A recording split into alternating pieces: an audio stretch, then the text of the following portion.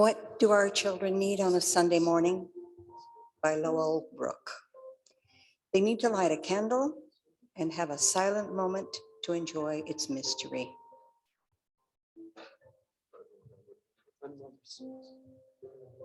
Who's two?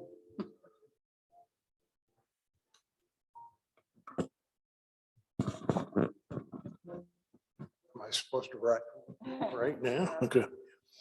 They need to sing a song to hear their own voice and other voices join together, and to feel the feelings that are stirred by music.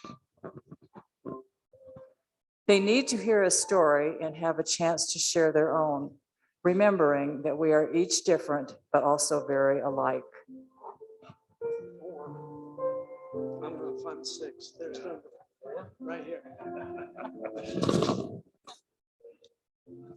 Good morning, I'm number 4. They need to create something, expressing themselves, whether using words or materials. Helps to bring the different parts of ourselves and our life together. That is what religion is.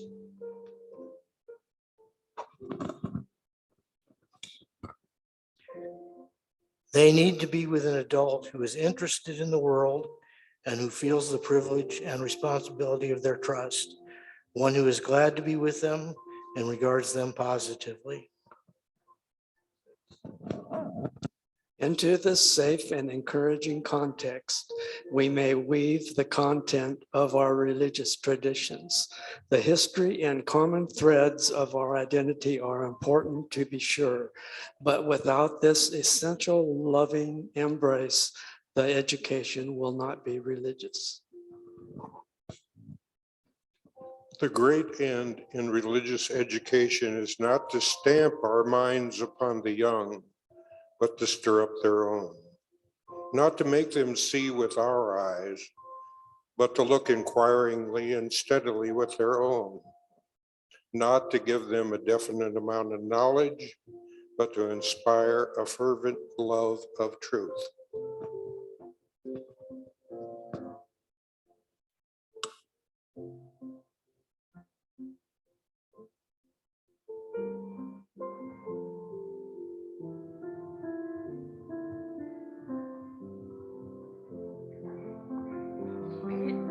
Page 163 in your gray hymnal.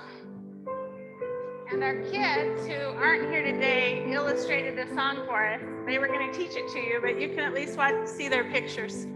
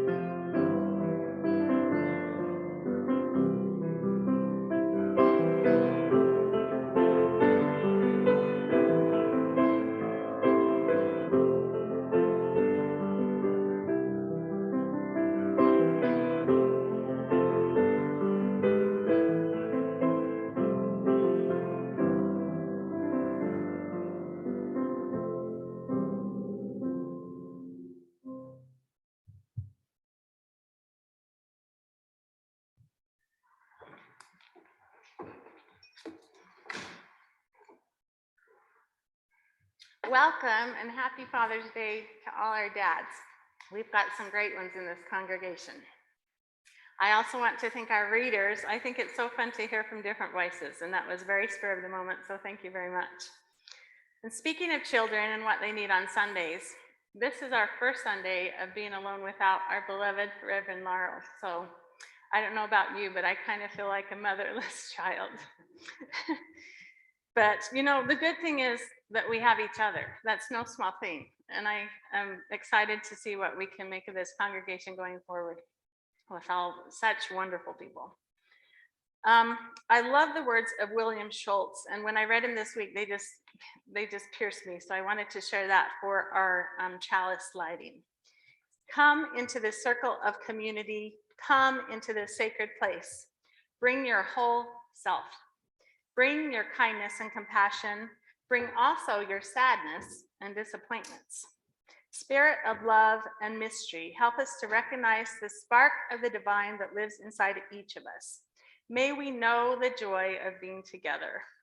May we also know that it's okay to cry, it's okay to be afraid, it's okay to be weak, it's okay to be vulnerable, it's okay to be human.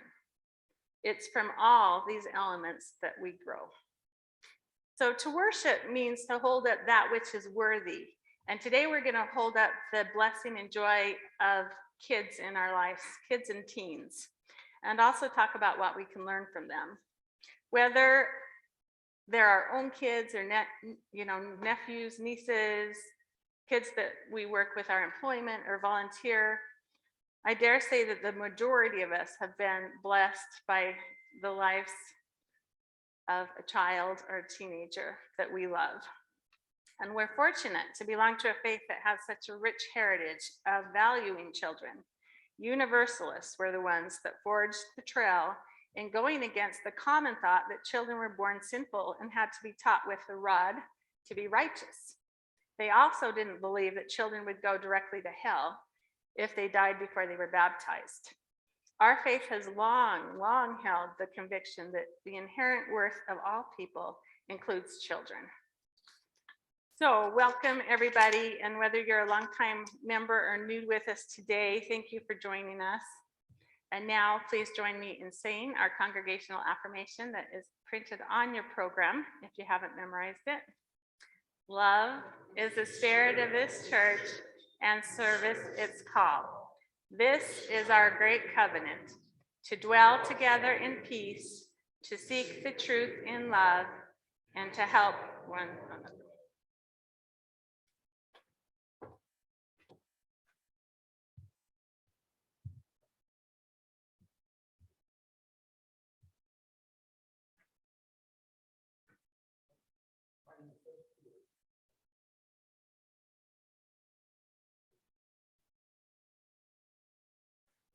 That'll help me be heard a little better. So my name is Doug Stewart, and I'd like to welcome everyone. I use the pronouns he, him, and his, and just want to add my welcome. Thank you for being here on this Father's Day, and I'd like to check in with our tech help who came to our rescue, and we're getting a thumbs up from them, so we're good. So Tam Paquette and Clay, I forget your last name, Rupert, stepped in at the last minute because, well, Bill Rosequist, who had signed up, has COVID. So hopefully he's doing well. So keep him in your thoughts. And so thanks to the tech team for stepping in and filling that role. Yeah, I have a reflection for us, and it's titled Learning from Our Children and Our Children's Children. By the way, do we have any first-time visitors here today? Is anybody checking us out? Okay, maybe on Zoom or anyway, welcome here or elsewhere. So this is Learning from Our Children and Our Children's Children. My wife, Cameron, and I were out taking our youngest grandchild for a short walk. At 3 years old, Audrey is precocious, and her grandparents, parents, and older siblings are doing a great job of spoiling her. So far, I find our spoiling her is only adding to her perfection. Here, I happen to have a picture of her. Isn't she cute as a button? And there she is. So we're out on this walk, Audrey, Grandma, and Grandpa, and she is asking questions, as 3-year-olds are wont to do. Now she's looking down at the sidewalk. She's fascinated with insects. We've spent a great deal of time looking for ladybugs and letting them crawl on our hands before they fly off. She is still a little fearful of them and reassured when I let them crawl from her hand onto my own. Just now, she's looking up and around at the clouds on a sunny day. And out of the blue pops this next question. What will it be this time? She asks, Grandpa, is there one sky? Is there one sky? I'm taken away for a moment. I find my role as grandfather is largely to help my grandchildren have fun, give the parents a break, and by the way, teach a little about how the world works, both functionally, like how to build block towers that don't fall, and also socially, like how to play well with others and share. But every once in a while, it's them, and specifically Audrey, who's the teacher. And she opens me up to see the world a little bit differently. Is there one sky? To look at the world afresh as through the eyes of a child. That's one gift our children bring to us. Another gift our children can bring is a reminder of the preciousness of life. Many of you are aware my family lost my adult daughter last Thanksgiving. Jess lived life exuberantly, and she also suffered from issues around mental stability. During her unstable times, she could do things she would later deeply regret. She struggled then to reconcile herself to some of these regrets, and indeed, dealing with their real life after effects haunted her. Reminded of them, overwhelmed with guilt, and with a mind already prone to anxiety, she would self-medicate. Those drugs, we believe, led to heart issues that brought about her loss to us.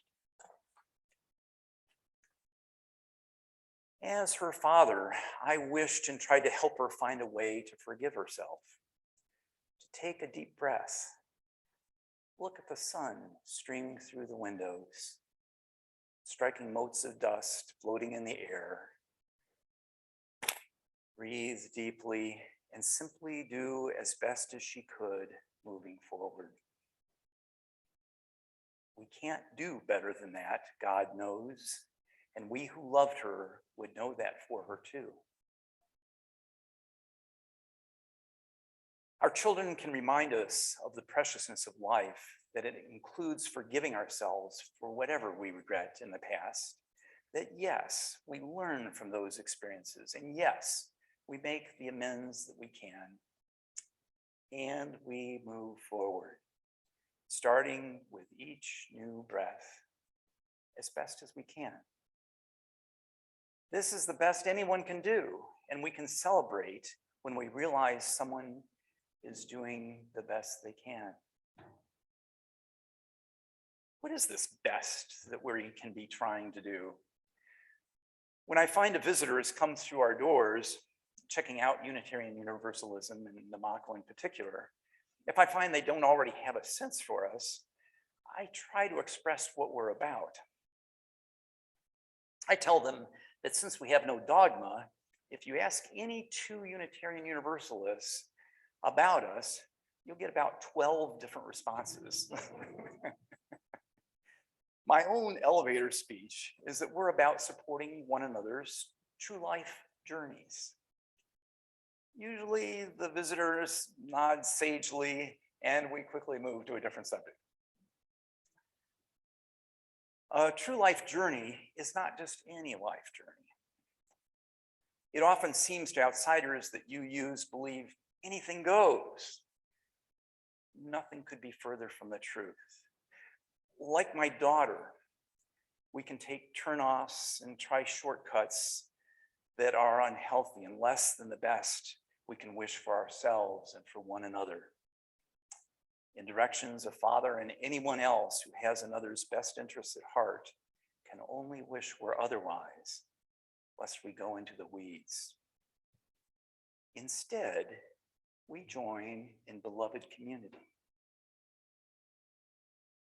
to sojourn together, to find and support one another in exploring our true life paths, the adventures life calls for us to fulfill and experience. A true life journey, as I'm using the term, expands us, opens us to the experience of being alive, leads us to care.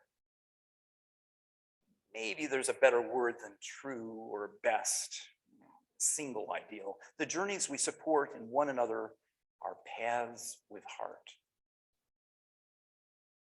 This means there's a trueness, a bestness, a heart we have faith in. Something within us like a compass needle pointing to the North Star that we Unitarian Universalists seek and intentionally support and celebrate in one another and in others beyond these walls. The past behind us, starting with each new moment, each breath, a path with heart, the best even God could wish for us, our little ones reminding me about the precociousness of life.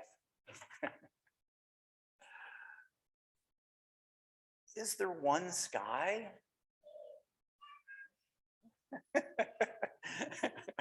Is there one sky? Audrey is looking up at me. Her question takes me away. In a flash, I think about people on the other side of the earth looking up at the sky. It's the same sky. I think about the precious blue marble we walk upon, floating in space, orbiting the sun, another star in the sky of the universe, all part of the same sky. All the compass needles pointing to a star, perhaps even the same North Star, guiding us to a path with heart for each of us. In a rush, I feel the preciousness of life, hers and mine and everyone's. The preciousness we can all experience and beyond, and even beyond that, that this child has just reminded me to stay open to. After a moment, I return to the present. Audrey is still looking up at me. Yes, I tell her, there is one sky.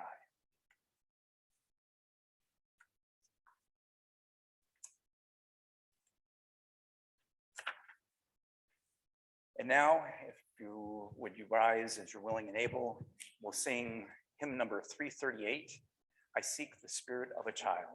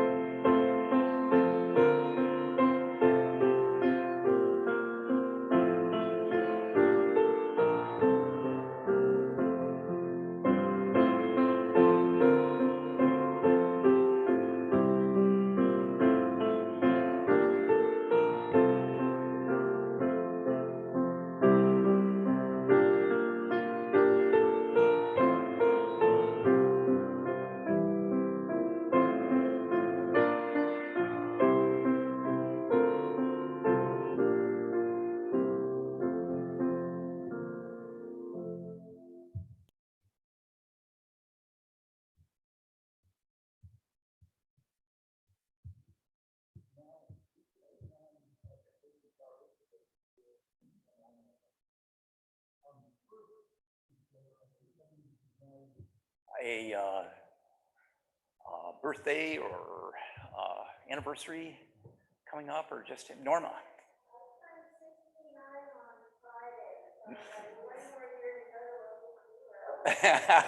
Norma says she's turning 69 on Friday. Anybody else? Any other anniversaries or birthdays? Pete?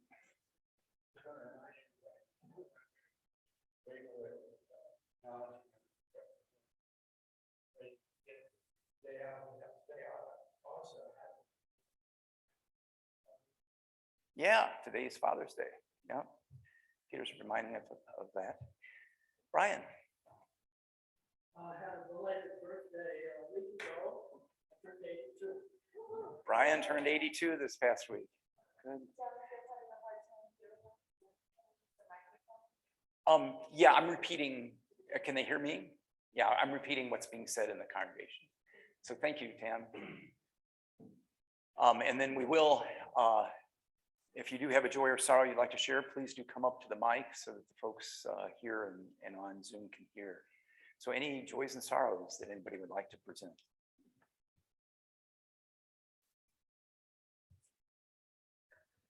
Kathy?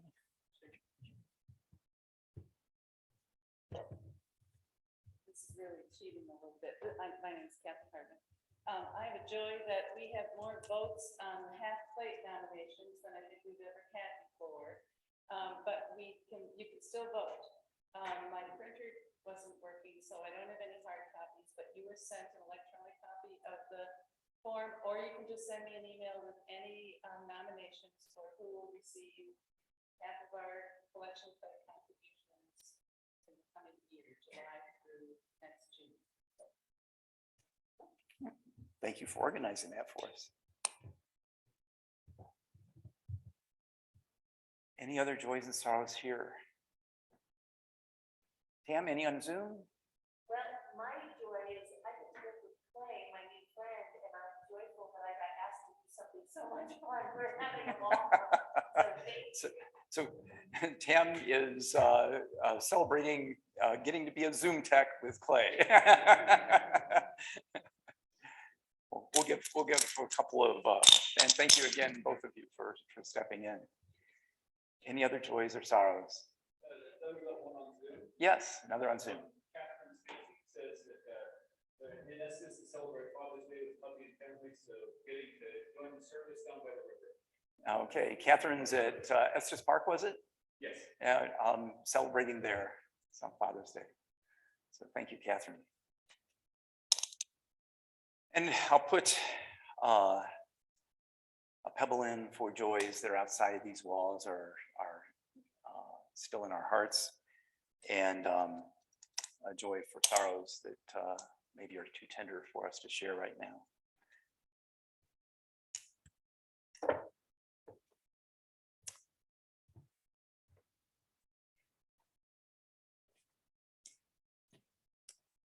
And we have a musical response that's going to be on video for these joys and sorrows.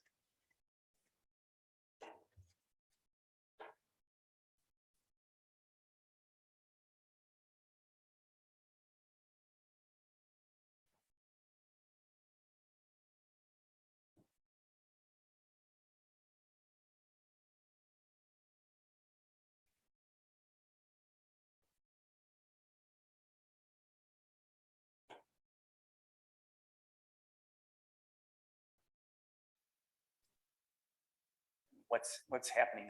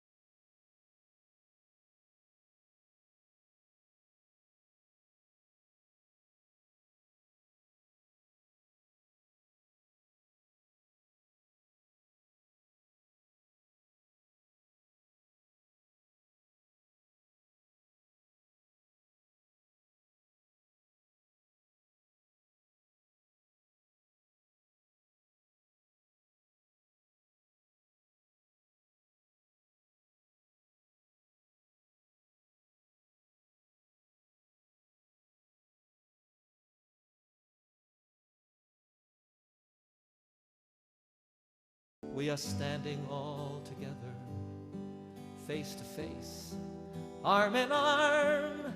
We are standing on the threshold of a dream. Yes. No more hunger, no more killing, no more wasting life away. It is simply an idea, and I know its time has come. I want to live, I want to grow, I want to see, I want to know, I want to share what I can give. I want to be, I want to live, and I want to grow. I want to see and I want to know. I want to share what I can give. I want to be, I want to live, and I want to grow. I want to see, I want to know. I want to share what I can give. I want to be, I want to live.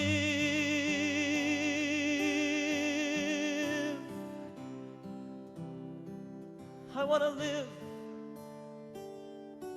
I want to live.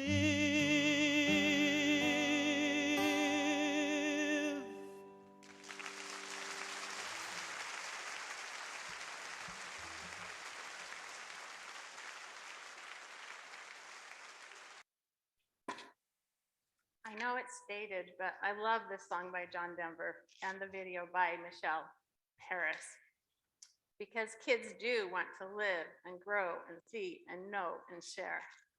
I can't hear this song, and I'm sure none of you can either, without thinking about the children's lives that have been taken in America due to the easy access to firearms. We need to keep fighting for our kids to make this a better country in this way and many others.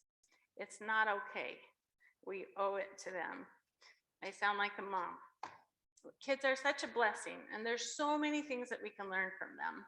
Children know how to live spontaneously, how to be in the moment, how to ask questions and have an open mind, how to imagine and dream big, how to express their feelings, how to value happiness and play, and how to freely give love and trust. Some of the few. Childhood and teenagehood is such a unique season of life, and it's so important in shaping the people that we become. Sometimes it does feel like we spend all our adult years trying to get back to what it was we had and were as children.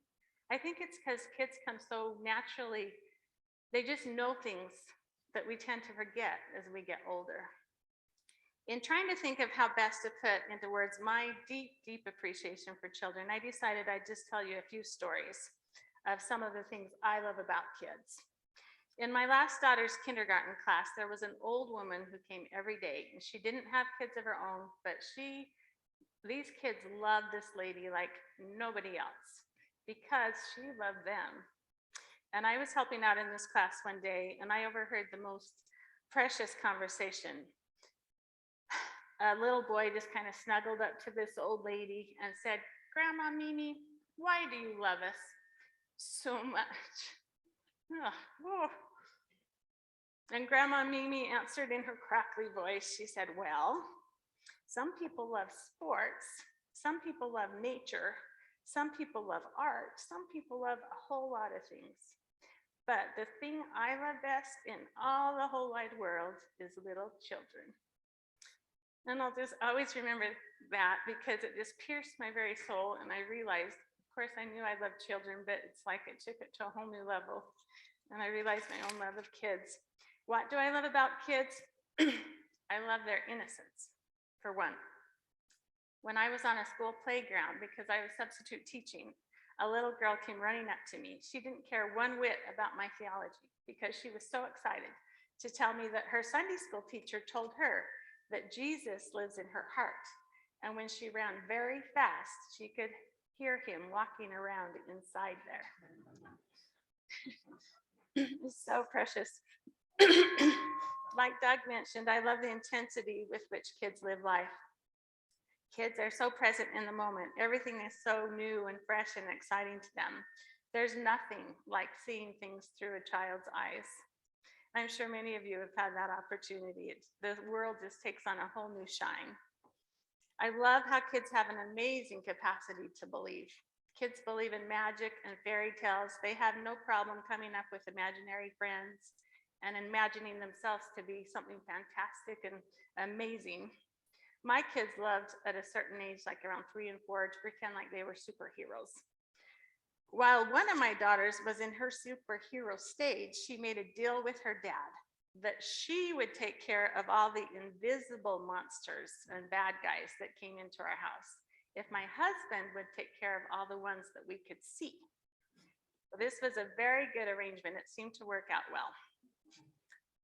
It's always amazed me how trusting kids are, how much they want to love and be loved. When I substitute teach in the little grades, kids draw me pictures, they just come up and give me a hug, and they had not seen me until that day. When I was a nanny at Cherry Hills Farm in Denver, it took less than a week, maybe less than 2 days, for my little charges, ages 2 and 3, to just extend to me their complete affection and trust.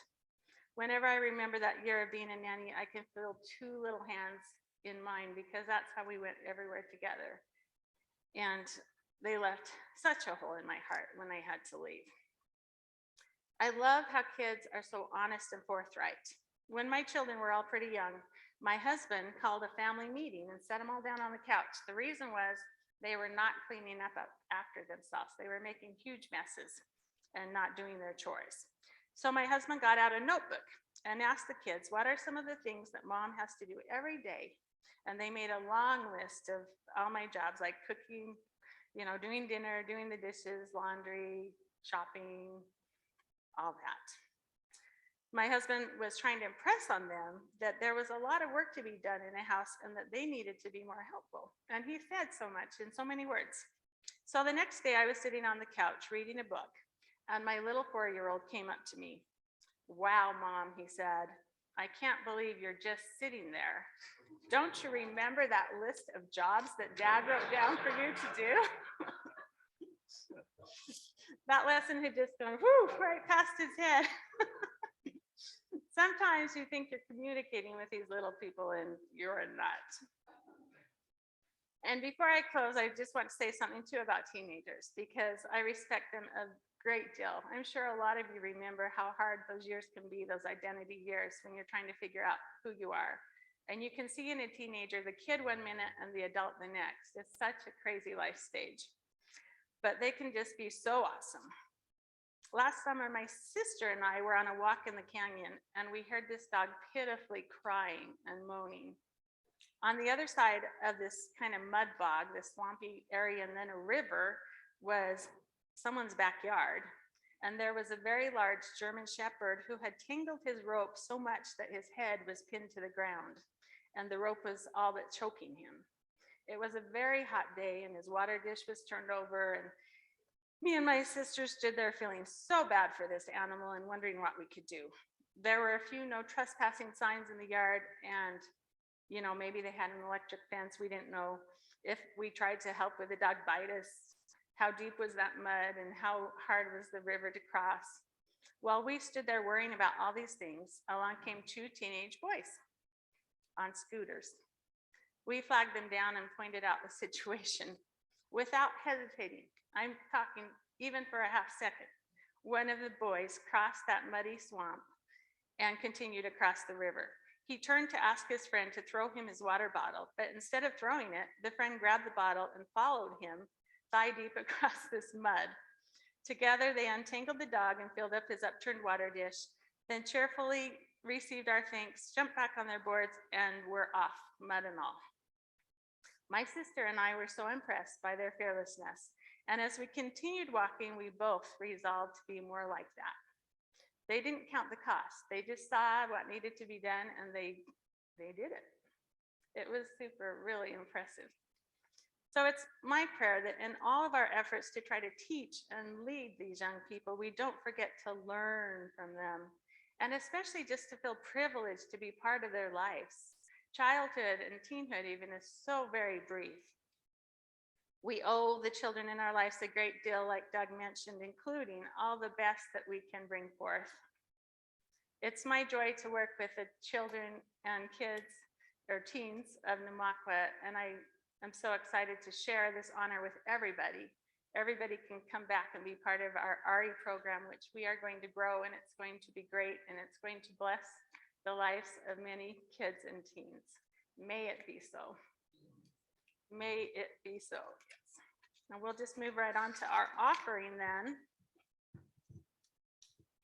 And as you know, this quarter, we will donate half of our plate to the organization that's called SAINT. And what SAINT stands for is Senior Alternatives in Transportation. So this is an organization that provides free rides to help seniors and people with disabilities get around and maintain their independence. This organization hugely blessed lives, and you can talk to Sally about that or some of our drivers that are in our congregation. So please give generously. We'll pass the plate.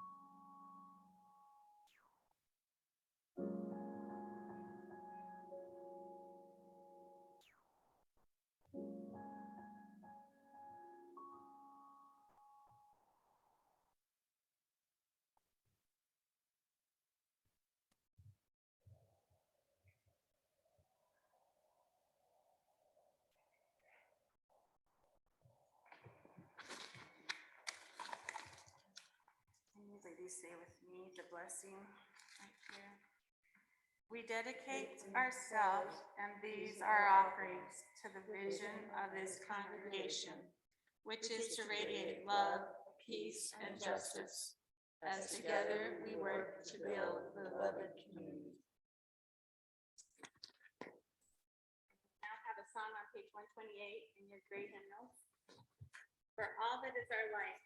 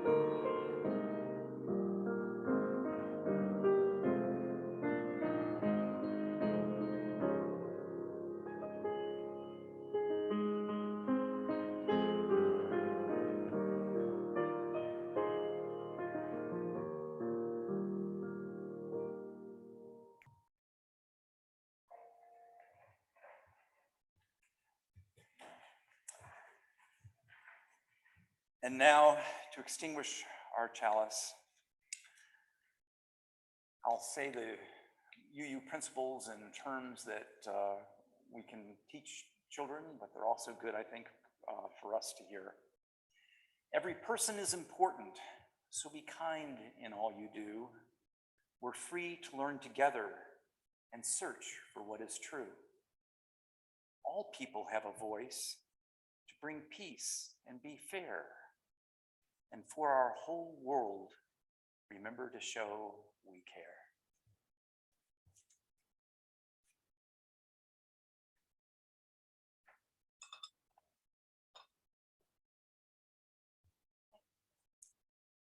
And as far as announcements go, on the back of your program talks about our service next week at North Lake Park. Should be a really great pride service that we can all take part of. And not this Wednesday, but the last Wednesday of the month, we'll have our women's circle, which is a social hour. We're gonna have a tea party. So bring out your fancy hats that are in the back of your closet if you got them. Bring a teacup if you have it too. And we'll just have a, Andrea is going to play some English music and have some English poetry and just have us a little tea party to get to know each other and invite the new people that have joined us. And Janet? Yes, and if you don't have a hat, there will be some there tomorrow. Janet's got some hats for us. Yes, thank you so much. And there's a treasure box in the back full of lost and found things Janet wanted me to tell you about because it will go to the Ark at the end of the month. So take a look before you leave and see if any of your things have been left at the church. Doug, is there anything else you can think No, of? I think that's it. I don't know if we have refreshments next door or not. We we do do? have the Okay. coffee hour. So we're still eating outside, but go in and grab something and then we can congregate and chat after the service here. And happy Father's Day to all our dads. We wouldn't be here without you. Yep. And thank you for coming, and thank you for our tech team, and Janen, thank you for organizing our service. You bet.